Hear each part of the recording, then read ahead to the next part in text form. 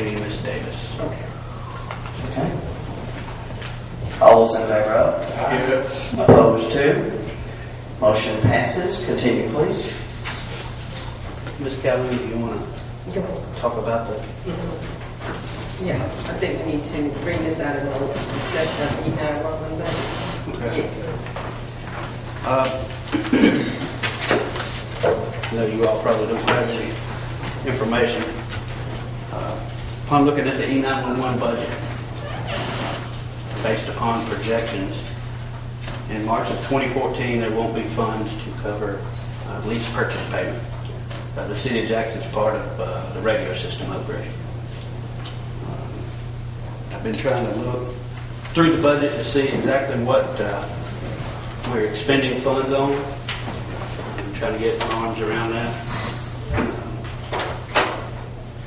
If there are any specific questions, I'd be willing to. Also, prior to EOC Director Jimmy Lewis's dismissal, he had presented information or discussed a projected analysis of the E911 funds.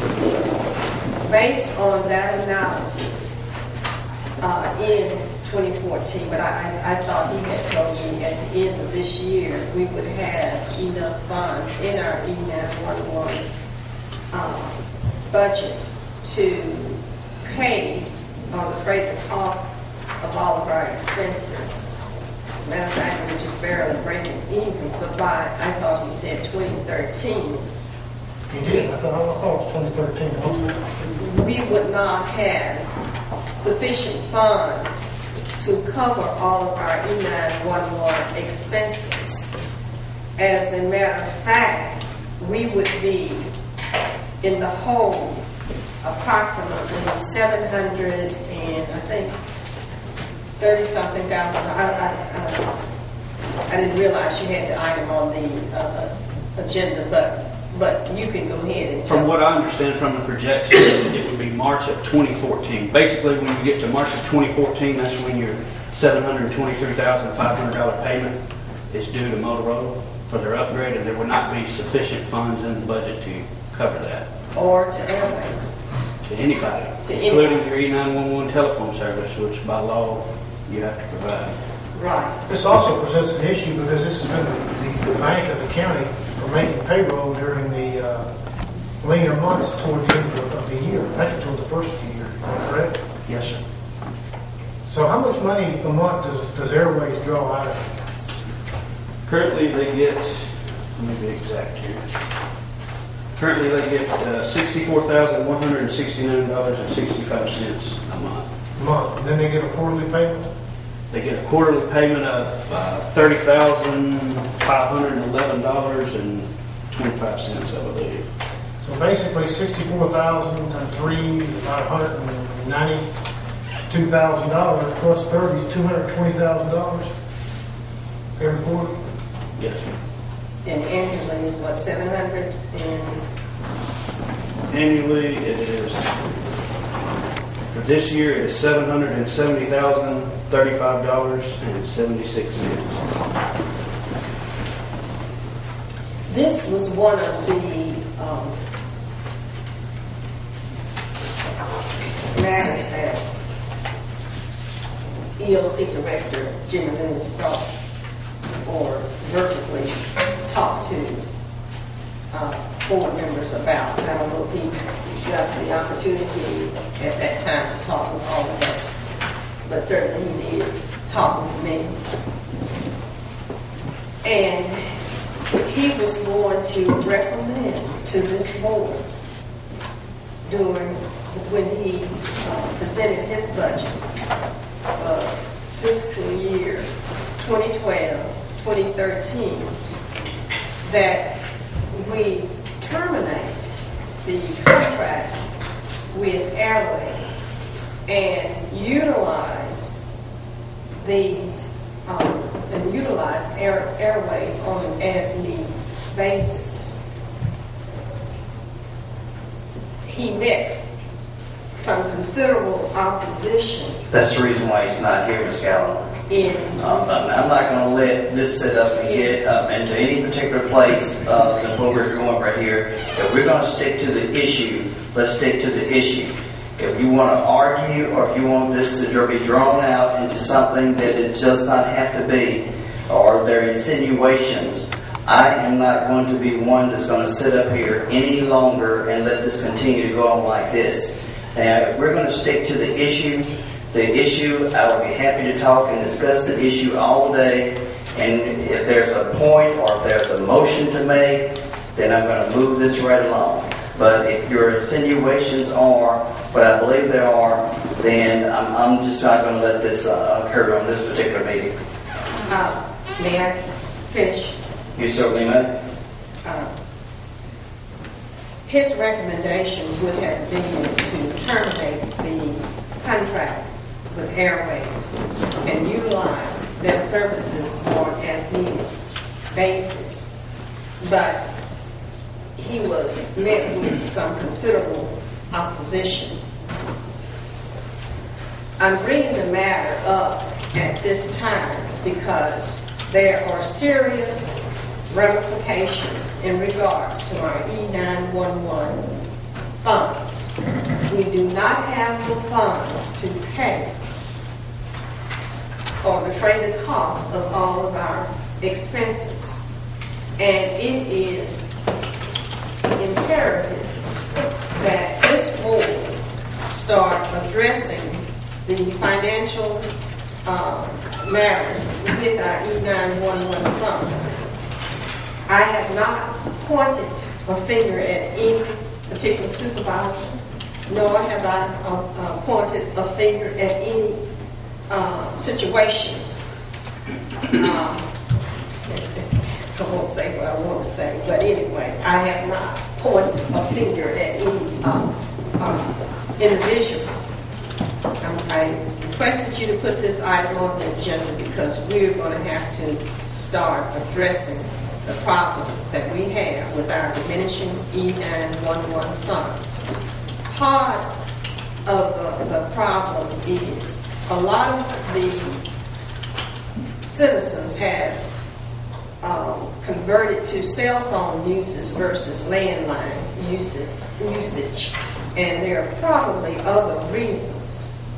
I think it would be derelict of this board to sit here and ignore the fact that we are getting ready to deal with a financial situation that we cannot handle, we cannot fund. So it's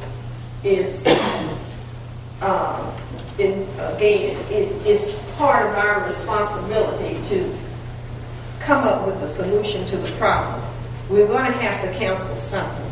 We cannot cancel the contract with the city of Jackson for their radios, simply because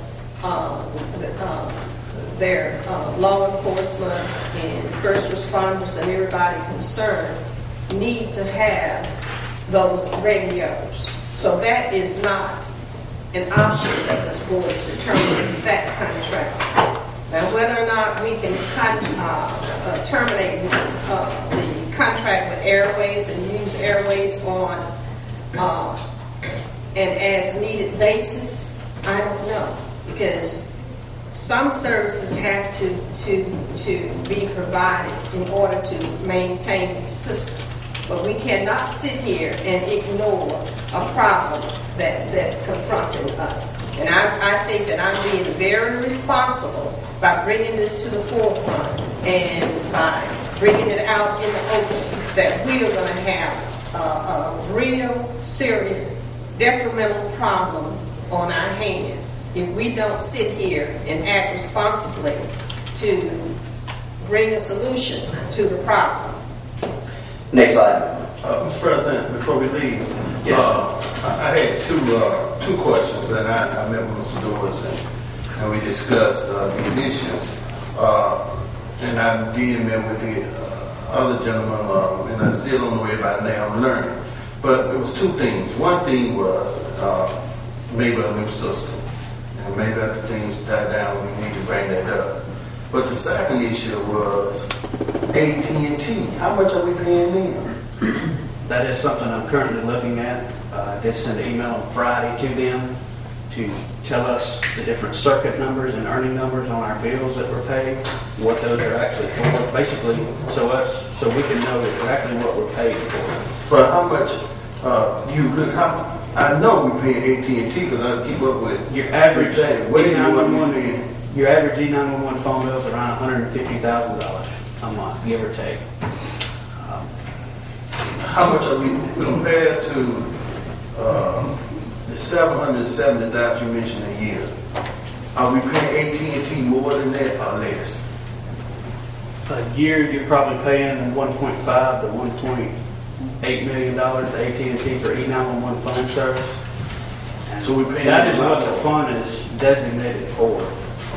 All right, thank you, Mr. President. I agree with that. Mr. Felix? Mr. President, before we move forward, this board adopted a policy in regards to maintaining report on this board. Today, I feel that I have been disrespected as one of you all's colleagues. Once before, I was told that I was incorrect regarding some information. I would never disrespect a board member by saying you were incorrect. I would never disrespect a board member by calling any one of you a liar, which I've been called a liar. If I wanted to disprove any information that you were providing to the general public, then I would pull the board minutes and present that information to support anything that I'm saying. But I would not sit here and say you were lie or say you were incorrect. I have never done that. So I don't expect you all or any of you to sit here and call me a lie ever again out of respect for the citizens of Hinds County or say that I'm incorrect about any information that I provide this board. If you feel that I'm incorrect, then provide the documents to show that I'm wrong. This board, and I believe Supervisor Bishop, you presented the information that was approved by this board that would call for proper decorum in addressing each other and respecting each other. Or was that you, Supervisor Bishop? I don't remember which one of you that presented the information, but I do know there is a policy where we will work toward respecting ourselves and with each other. And we owe that to the citizens of Hinds County to do so. Okay, continue. I do have an issue for other business. Okay, go ahead.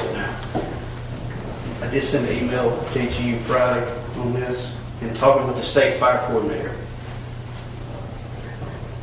In accordance with Mississippi Code 83-1-39, states no county shall receive payments, which is your state fire rebate funds, pursuant to this section after July 1, 1988, unless such county designates a county fire service coordinator who is responsible for seeing the standard guidelines established by the Commissioner of Insurance pursuant to section 45-11-7 Mississippi Code of 1972 or filed. In a bulletin issued by the Department of Insurance, it further states in the event of a vacancy in the office of county fire coordinator or investigator, a suitable replacement must be appointed within 30 days with a copy of the minutes and a letter of appointment submitted within 2 weeks thereafter. Okay, what's the pleasure of the board? So moved. It's been moved. We have to put the person's name in there. I would move to put Joey Perkins in there. Okay. Still make your motion? No, sir, I don't know Joey Perkins. This is Joanne.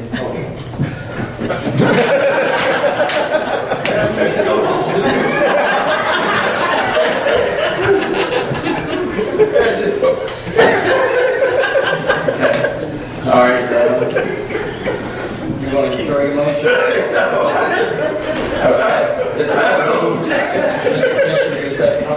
It's been moved and properly second. All those in favor of?